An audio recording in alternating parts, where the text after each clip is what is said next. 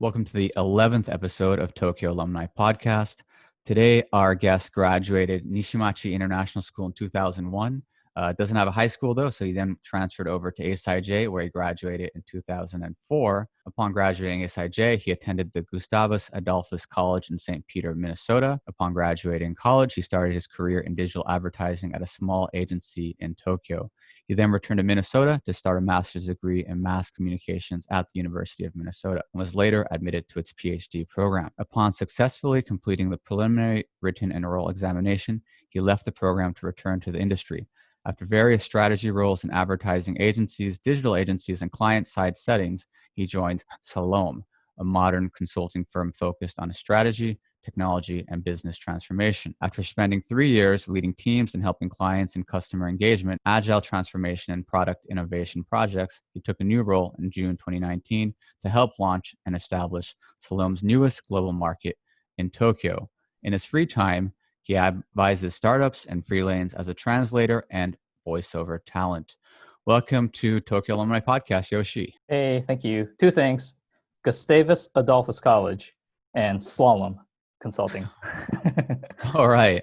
So instead of re-recording, we'll probably just keep that part in. We spoke a bit before the interview, right? Figure out what exactly we want to talk about, the consulting side, the PhD side, the Minnesota side, et cetera. We're going to touch upon, a few things, but I think we're going to start off with you sort of sharing with us the story of you pursuing a PhD, why you started the PhD, and then why you decided a PhD is now worth it. Okay, yeah.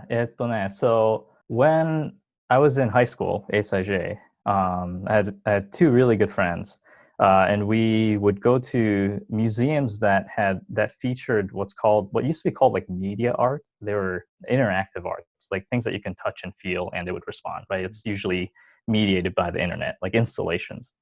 And I learned that media artists in Japan, some of them are full-time, but many of them were part-time advertising agency workers. They would do coding and they would do programming and things like that. Back then, flash games were big, so many of them were engineers of flash games and websites. So that's when I first became exposed to that industry. That's why I pursued that industry after I graduated college. And then there, I was working on like making flash games, making banner ads and things like that. And one time when I was working on, so we would like storyboard these ads, right? And one time I showed a draft to one of my bosses, and I think I had about like 30 seconds worth of frames to, tell about the campaign and what's the appeal and click here to apply and stuff like that.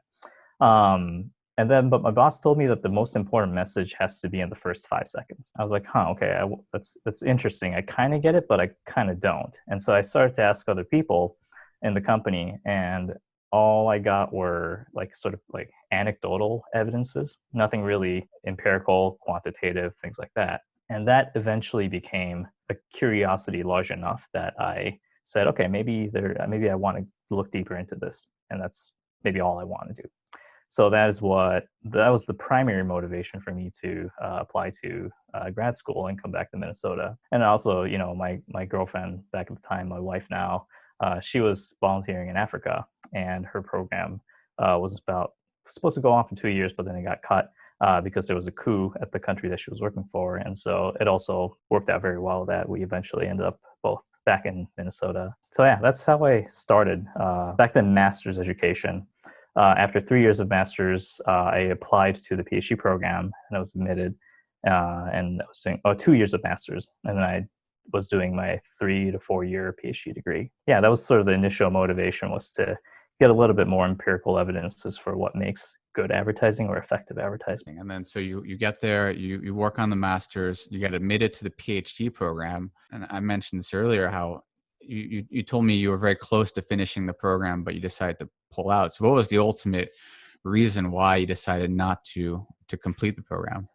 Yeah, so there's a couple nuances or details I think that are interesting to highlight. First of all, there are many kinds of higher education, especially beyond colleges, the JDs, MAs, PhDs, MBAs, and whatnot, right? There's a lot of institutions that offer these degrees. Within academia, what's called R1 universities. Research 1 universities are considered higher tier universities, especially if you are a professor, not a teaching professor that you would see in colleges that only offer a 4-year degree, but those who publish papers and get grants and do that for a living. Teaching for these professors are usually more of a part-time thing. It doesn't mean so much in their promotion. It's more about how many papers are you going to publish or how much external grants you're going to pull into the university. I was at University of Minnesota is an R1 university, the Twin Cities campus that is, and that was where I was. So a lot of my activities in master's as well as PhD, more so in PhD, was focused on research. The second important detail is that things are very different when it comes to social sciences and natural sciences. In social sciences, well, let's start with natural sciences. Natural sciences are limited in terms of its student body, right? Both in terms of their undergrad as well as those who are in PhD programs. I think they tend to be a lot more rigorous when it comes to the requirements for postdoctoral education. My friend is a theoretical physicist, and he is in the process of completing his second postdoctorate research program fellowship before even becoming a professor. You don't see a lot of that in social sciences. Natural sciences have a lot more academia industry collaboration or academia government collaboration, right? Think about physics, chemistry, physicists and chemists collaborating with NASA or Lockheed Martin or 3M. So there is a lot of interaction and application, both immediate and long-term, for those who are in the natural sciences. The exception to that, I think, is like pure math, where you're building the building blocks for other researchers to conduct the research that has more, immediate applications.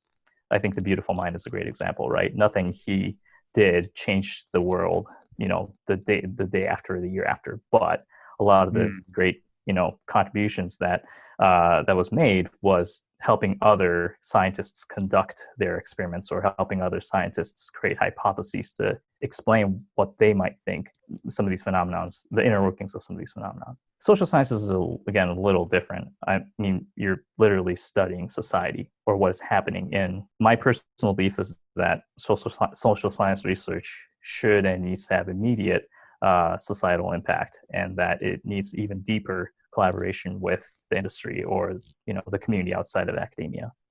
However, the field that I was in, mass communication, advertising research, is lacking, I think, in that regards compared to the natural sciences. The primary driver for that is because those undergraduate programs are very popular, and so the graduate programs themselves are self-sustaining by tuition. They don't need to go outside of academia to get that extra funding to conduct that research. And so I found that to be a little limiting. I felt like I was doing research more for the sake of doing research than to contribute to or make a difference in the world outside. Professors could choose to publish articles on, I don't know, Vogue or Forbes or ProPublica, whatever, but those didn't quite count towards one's tenure and one's getting promoted to associate full professor. It was more around how many academic peer-reviewed journals did you publish your research paper in. I sort of started to realize that, and it became more and more, it was becoming hard and hard for me to ignore that reality. And I said, hey, I either pull the plug now or I'm gonna commit the rest of my life or career at least to potentially doing research for the sake of doing research. Didn't quite seem right, so I left the program. That's really intriguing that there's, in the natural sciences, there seems to be a lot of companies and organizations that people can directly work with. I think you mentioned 3M, Lockheed, NASA, NIH. And with social sciences, what would you say would be like potential partnerships, collaborations? Because I think that would be a difficult endeavor as well. Yeah, that's a very good question. I mean, that is a very good question because, so in my field, mass communication, even within that, I was doing advertising research. And you may think that, okay, maybe advertising agencies will pay for research. And some agencies do have their own researchers, but research is more about, they're more like analytics of how a campaign has performed rather than an investigation of a phenomena that is happening in the world. So for example, the experiments that I would conduct, let's put two different print ads, but manipulate the title or manipulate the body text or change the graphic to see how people retain certain information or see how that impacts the likability of the brand. Sure, you could do that, and there's more and more research that does that, but they're very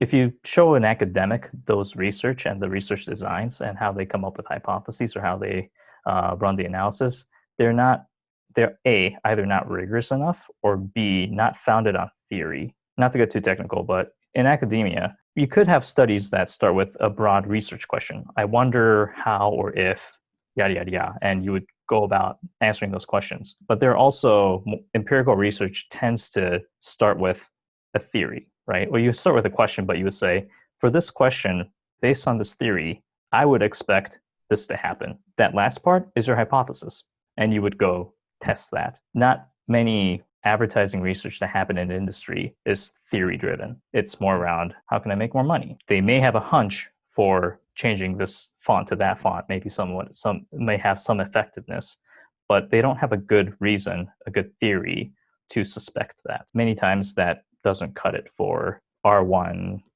caliber research, if you may. Yeah, that's fascinating that even just something as small as font. And I don't know if it was with you or someone, I remember talking about that and how there's always the motive in social science. And I feel like that maybe makes it very sticky. Because I was just thinking about maybe groups like the Heritage Foundation or, there's these different NGO, NPOs, but they're going to tend to want certain information, right? And if they don't get it, they'll just sort of disregard it or they'll rewrite it. So that is a really sort of difficult concept. I never thought about that, the social science versus the natural science. In your personal journey, you leave 1 year short of the program. Do you immediately join, am I saying it right, slalom? So do you ski? I don't ski. I wonder if that... Yeah, I mean, slalom is a pretty typical skiing term. It's when you go like that. I have no idea, but okay. Okay. Yeah. I guess it's not if you're not a skier, then it's kind of a foreign term. But anyway, so answer to your question is no. Initially, so I was doing like freelance work while I was in my graduate program. And then so I used the connections that I built during that time to go back to, I think I went back to digital agency first, like a super posh Osharena agency, quick contract. And then I went to work for a very old, large advertising agency, very traditional. They would do TV, radio, newspaper, print ads, things like that, like nothing digital. Off air, we talked a bit about what does it mean to be a consultant, because that's kind of a loaded question, right? So and it's a very vague word too. Yes, definitely. So even with that in mind, maybe if obviously sort of clarifying some of the nuances that in regards to your consultant job, maybe explain sort of what does it mean to be a consultant? Yeah, what are the ups and downs of your industry itself? I don't really know what the word consultant means because it's such a vague word. And I guess you can argue that what it used to mean were people who, would provide perspective and knowledge and experience and would do everything but actually doing the work. Say you have an idea, you should if you want to grow, you want to increase your sales, but you don't know how, build another factory so that you can sell in another country. They would say that, they'll tell you how to do it, and they'll give you a plan, but they won't actually build the factory. I guess that's sort of the very, traditional definition or, traditional, behavior of a consultant. They give you the idea, they give you the plan, they show you kind of how to do it, but they won't do it. That has changed these days because consulting in general has become a lot more hands-on, as in addition to the thinking part of it and the research part of it. So that's why I say it's like I don't really know what that word means anymore because it can be anything. However, there are roughly two types of consultants that I see. The first type of consultants are those who there's a client, there is a problem that they want to solve, and consultants are contracted with a very defined term, start date, end date, and a set of deliverables that they have to create and give to the client. That's type one, right? I have a problem. I'll give you this much time, this much money, and I'm expecting these things from you. The second type of consultants that I see a lot is the opposite. A client has a problem. It's usually the lack of people. And they say, I want you to be a part of my company, a part of my team. And I don't know what problem I'm going to give you tomorrow. I need you as much as I need you. So it's, again, essentially an extension of that client's team rather than someone from an external company doing a very well-defined or narrowly defined scope of work. With the second one, so the first one is the one I'm familiar with. The second one, when it comes to subject of money, salary and payments, is that model for those who aren't familiar with consulting? A lot of consultants end up working for their clients, right? If their clients like them. Sure. Is that second model, did that develop because that kept happening? Because I remember officially, it was kind of like an unspoken rule. It's not like these consulting companies want to send, their consultants away, but it's kind of unspoken that, it happens. If someone's working for company B for 3 years, it's not surprising year 4 they leave the consulting company. Is that model too more conducive to that sort of like job market, or how did it come about? Yeah, I don't know the roots of how they came about, but that could be it. And there also isn't. There's also benefits to the traditional consulting type companies losing their people to their client, because the person that you just lost might become your client. So it can actually go both ways, right? You can lose talent, but if that talent is willing to buy more of your talent, then hey, that's good for business, right? And I think that's the best answer I've ever heard to what is a consultant. I don't know. But we do solve problems, right? All consultants are there to solve a problem. And the really good consultants know how to A, say, I don't know, but B, ask good questions to figure out what the problem is. You might have gone through that in your days, framing, right? How do you frame a problem? How do you make sure that weird, ambiguous, I kind of know what the problem is, but I don't know what to do state of the client into, okay, so what you're saying is this, this, and this, and that, and therefore you should probably do this, this, and this, and that. Like, how do you make a very clear, flowing logic and narrative by asking a series of really smart questions and also doing some research that helps supplement that reason that you're building. So I do think all consultants do solve a problem. But there again, what consultants don't solve a problem? The really bad ones, they're all consultants. So yeah, maybe that doesn't really answer the question either. That's an excellent point. Yeah, it's definitely a philosophical one at a certain point, right? What is a consultant, what isn't? And speaking of consulting, you mentioned in your bio that you're heading up the Tokyo branch. I'm not heading it up, but I'm helping start and expand the office. So what's going on there? Where are you guys building, and what kind of talent are you guys looking to recruit? Yeah, we are hiring. So if any of you out there are interested in a new challenge, would love to talk to you. So Slalom, just a quick little spiel. We are an IT and business consulting firm based out of Seattle. Started in 2001, and we're about 8,000 people now. Super fast growth, but we're really known for our culture. A really good company to work for. We've received a lot of nice, rewards, both more commercial like Forbes and also peer-reviewed, or a little bit more peer-reviewed like Glassdoor, a corporate equality index and whatnot. So we have a really, really strong, cool corporate culture. It doesn't really feel like what you would assume in a consultancy. So yeah, that's Slalom. We do a lot of business projects that involve both the business and IT stakeholders. So moving an entire company off their on-prem system to the cloud, or helping using AI machine learning to accelerate genomics and the decoding of such. Or we built one of the first prototypes of an autonomous vehicle with a really big car manufacturer as a prototype.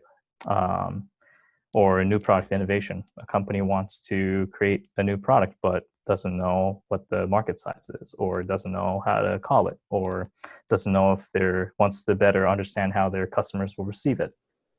So we prototype things and ask questions in interviews and determine the right price point and things like that.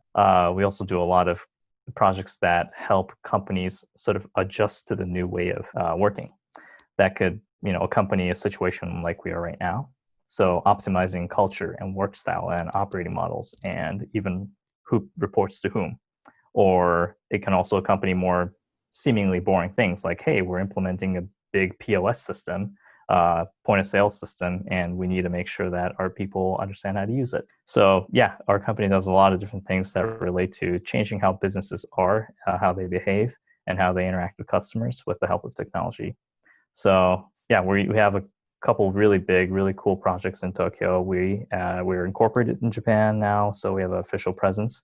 And we are looking for technical architects and scrum masters, if you're familiar with Agile, product owners, and just general strategy, business strategy, ops strategy consultants, and change management consultants. So if any of you, are looking for a new challenge, I'd love to talk to you. That sounds like really interesting stuff. Although some of the words you said, I had no idea what you're talking about, but probably it's all consulting speak. Yeah, people understand, they know, and that's what matters, I guess, right? If you love technology and if you love making a difference for how businesses behave in the world for the better, then I think we got something for you. Awesome. Yeah, that does sound quite exciting. So slalom, right? Hopefully I'm getting it right. Slalom. All right, I'll get it. I'll get it. Slalom.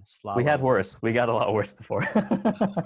So yeah, it does sound like a really exciting. So 8,000 employees. That's some growth. Do you know what the exact number was when they were founded? 2. Wow. So 2 to 8,000. All organic. First generation. The owner and the founder is still the CEO and the president. And when I joined 3.5 years ago, it was 4,000. Yeah, it'll almost double in 6 months or so. That's really cool. That's really cool to be part of something like new and growing, right? It's got that sort of invigoration. And hopefully this isn't too esoteric of a question, but like one thing that's always made me very interested, especially in that tech side of things, is I've noticed there's actually another ASIJ alum. He graduated, I want to say late 2000s. He's younger than both of us. He does Plug and Play. This is his company. And he always wears a t-shirt and a blazer. And I feel like the corporate culture is changing, especially because that tech sector is just leading sort of this more casualness. It's more about productivity, right? It's not about appearance. So do you see that in your area too, as well in Minnesota? Like is the clothing becoming less sort of rigid and people are more focused on productivity over looks?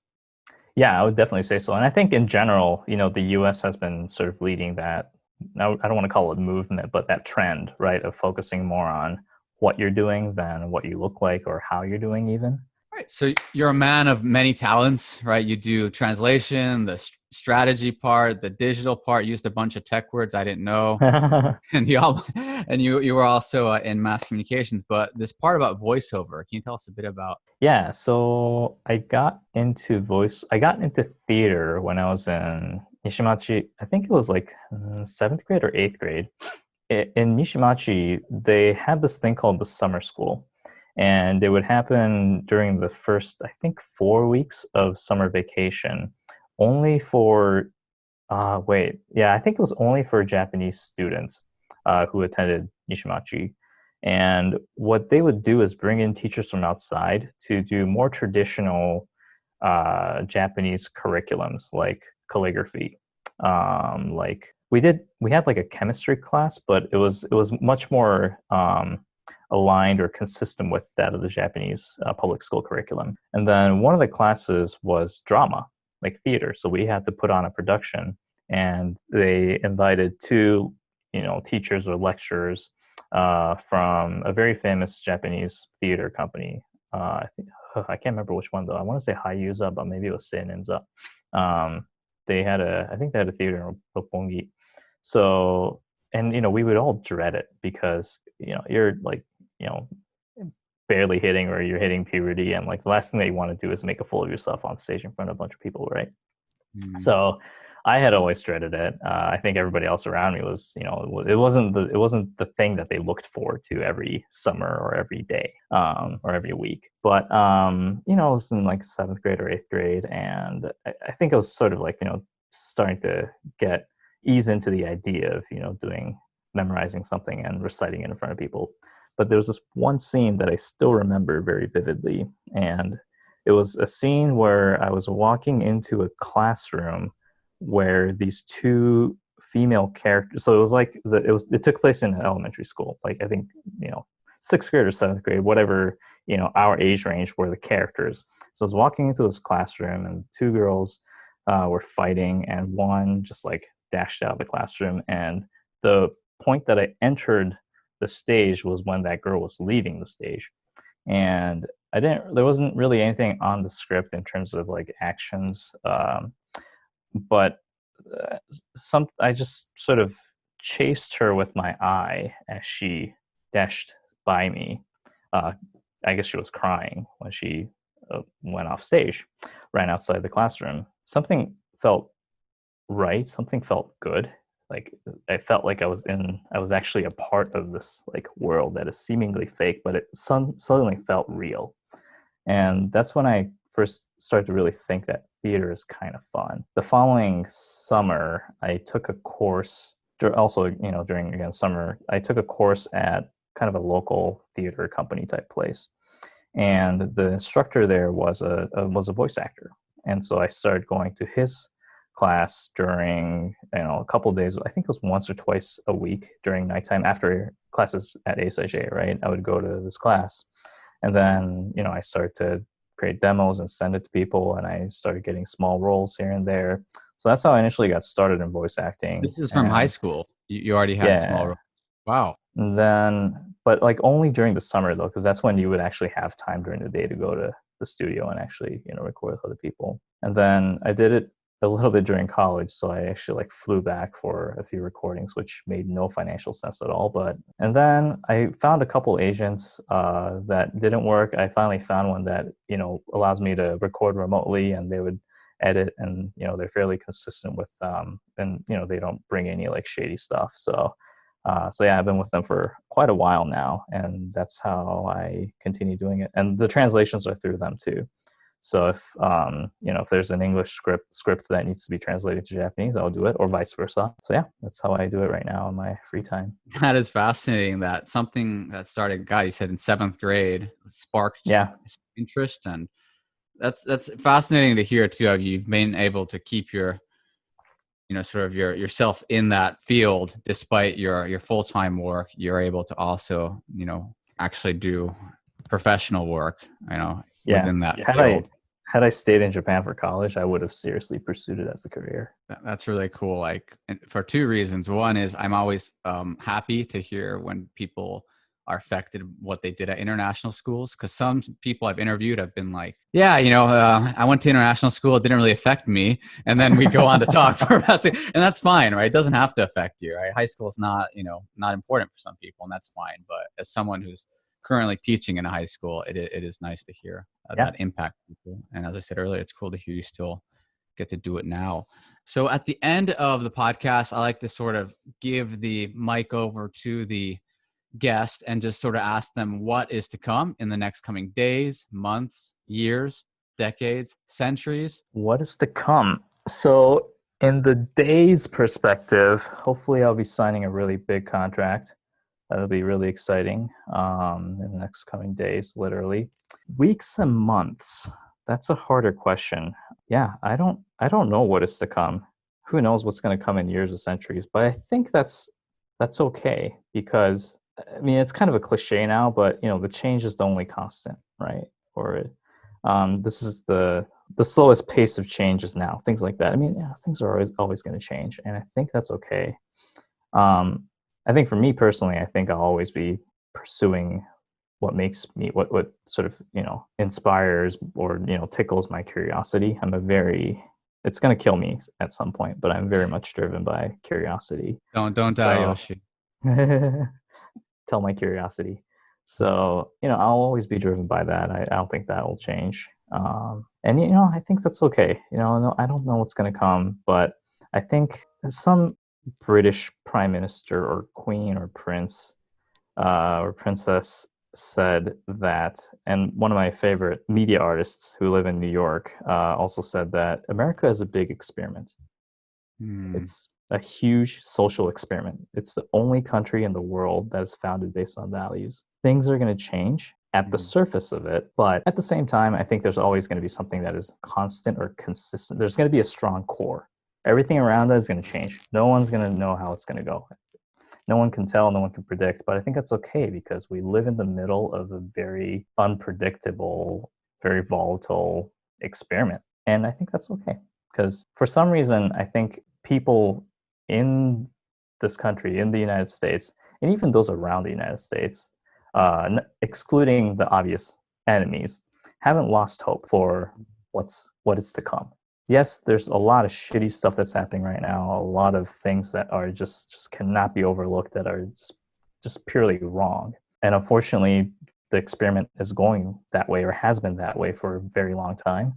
But I think the country does have a very strong core in terms of values. Therefore, I think regardless of what is to come, I think people are always going to be looking forward for what is to come rather than lamenting or being overly attached to what it was before. That became philosophical very quickly. But yeah, the short answer is right where we started. I don't know. Yeah, it's whatever that British guy said about America being an experiment, right? Or the media artist. The media artist's name is Exonimo. He lives in New York. He's a Japanese national, but he lives in New York, and he's an extremely talented artist. So if y'all are in that area or not even, I guess now, check him out, Exonimo. Awesome. I'll check it out myself. And on that note, thank you for being the 11th guest of Tokyo Alumni Podcast. Right on. Thanks for having me. Yeah, thank you. And I'll see you around sooner or later. Cool. All right. Bye. Done, see ya.